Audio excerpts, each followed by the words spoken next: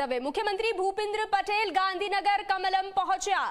ગાંધીનગરમાં કમલમ ખાતે ઉજવણીનો માહોલ। દિલ્હીમાં ભાજપની જીત બાદ કમલમમાં ઉજવણી। મુખ્યમંત્રી ભૂપેન્દ્ર પટેલ ગાંધીનગર કમલમ ખાતે પહોંચ્યા છે। દિલ્હીમાં આમ આદમી પાર્ટી હાંફ્યું અને ભાજપની જીત। તો દિલ્હીમાં ભાજપની જીત બાદ કમલમમાં ઉજવણીનો માહોલ। મુખ્યમંત્રી ભૂપેન્દ્ર પટેલ ગાંધીનગર કમલમમાં પહોંચ્યા। તો આજે વિધાનસભા ચૂંટણીનું પરિણામ દિલ્હી ખાતે હતું, તેમાં આમ આદમી પાર્ટીના સુપડા સાફ થયા છે, જ્યારે ભારતીય જનતા પાર્ટીની જીત થઈ છે।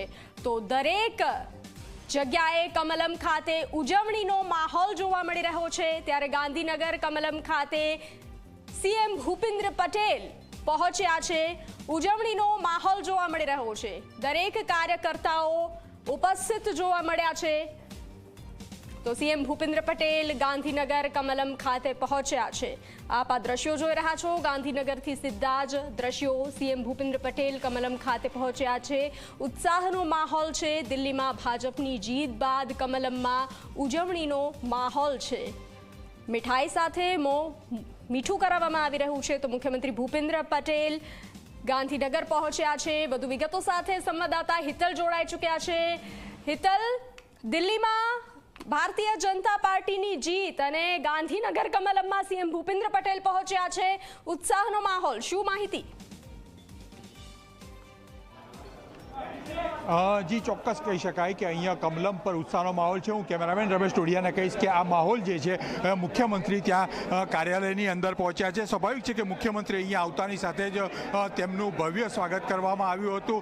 અત્યારે મુખ્યમંત્રી અંદર હાજર છે અને ક્યાંક ને ક્યાંક જોવા જઈએ તો જે ઉત્સાહભેર સાથે મુખ્યમંત્રી હોદ્દેદારો સાથે, પાર્ટીના હોદ્દેદારો સાથે મુલાકાત કરી રહ્યા છે અને અત્યારે મુલાકાત કર્યા બાદ સીધા જ તેઓ બહાર આવશે। સ્વાભાવિક છે કે 27 વર્ષ પછી દિલ્હીમાં ભાજપની વાપસી થઈ છે, એટલે તેનો જે ઉત્સાહ છે એ ઉત્સાહ સ્પષ્ટ રીતે જોઈ શકાય છે ને અત્યારે ભાજપના સિનિયર આગેવાનો સાથે તેઓ બેઠક કરી રહ્યા છે અને સ્વાભાવિક છે કે જે પ્રકારે અત્યારે ગુજરાતમાં પણ સ્થાનિક સ્વરાજ્યની ચૂંટણીઓ છે, એ ચૂંટણીઓ અંતર્ગત તૈયારીઓ ભાજપની કરી છે અને એ અંતર્ગત સીધી રીતે જોવા જઈએ તો એ ઉત્સાહ અત્યારે જોવા મળી રહ્યો છે।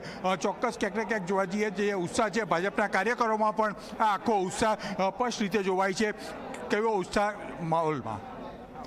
આપદા દિલ્હીના નાગરિકોની ઈચ્છા હતી કે આપદાથી દૂર થઈએ અને જે એમનામાં અહમ અને જે રીતનો ખોટા આરોપો, ખોટું જ બોલવું, એનું આજે આપણે જોયું કે દિલ્હીની અંદર એકદમ સ્વેપ ભારતીય જનતા પાર્ટીના સમર્થન મળ્યું અને જેના કારણે આજે ખૂબ સારી રીતે દિલ્હીમાં હવે વિકાસની વાતમાં ત્યાંના નાગરિકોએ મત આપ્યો અને એ જ રીતે ભારતીય જનતા પાર્ટી વિકાસ કરશે એવું મારું માનવું છે। ચોક્કસ ભાજપના દરેક કાર્યકરોમાં આ ઉત્સાહ જોવા મળી રહ્યો છે। જે પ્રકારે મુખ્યમંત્રી સ્પષ્ટ એ સંદેશો આપ્યો છે, કારણ કે તેઓ કમલમ પહોંચ્યા છે એટલે ભાજપ માટે આ દિલ્હીનો જે વિજય છે એ કેટલો મોટો વિજય છે એ માની શકાય છે। મુખ્યમંત્રીનું અહીંયા હોદ્દેદારો સાથે બેઠક છે, બેઠક બાદ તેમનું મોઢું પણ મીઠું કરાવવામાં આવશે અને ઉજ્જૈની ઉત્સાહ કમલમ પર એટલા માટે સીધી રીતે જોવા જઈએ ઢોલ નગારા અને ફટાકડા ફોડીને જે વિજય ઉત્સવ છે એ કમલમમાં યોજાયો છે। જી હિતલ, આ જીત બાદ સ્થાનિક સ્વરાજની ચૂંટણીને લઈ અને કેવો ઉત્સાહ જોવા મળી રહ્યો છે? સ્વાભાવિક છે કે સ્થાનિક સ્વરાજ્યની ચૂંટણીઓમાં આની સીધી અસર જોવા મળશે। જે કાર્યકર્તા ભાજપના છે એ કાર્યકર્તાઓ સીધી રીતે જે સ્થાનિક સ્વરાજ્યની ચૂંટણીઓમાં પણ કામગીરી એ લાગવાના છે, એ કાર્યકર્તાઓમાં આ વિજય જે છે એ દિલ્હીનો વિજય સ્પષ્ટ રીતે એના કારણે એક બુશઅપ મળશે કાર્યકર્તાઓમાં અને કાર્યકર્તાઓમાં જે બુશઅપ મળ્યું છે એ બુશઅપના જ કારણે સીધી અસર સ્થાનિક સ્વરાજ્યની ચૂંટણીઓમાં પણ જોવા મળશે। સ્થાનિક સ્વરાજ્યની ચૂંટણીમાં પણ હવે આ કાર્યકર્તા અને ખબર પડી છે કે કોઈ પણને હરાવવું હોય તો હરાઈ શકાય। 27 વર્ષ પહેલાં દિલ્હી ગયું હતું, હવે દિલ્હી પણ ભાજપ પાસે મળ્યું છે।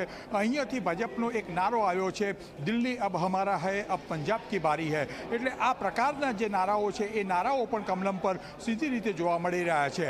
જી હિતલ, જાણકારી સાથે જોડાવા બદલ આભાર।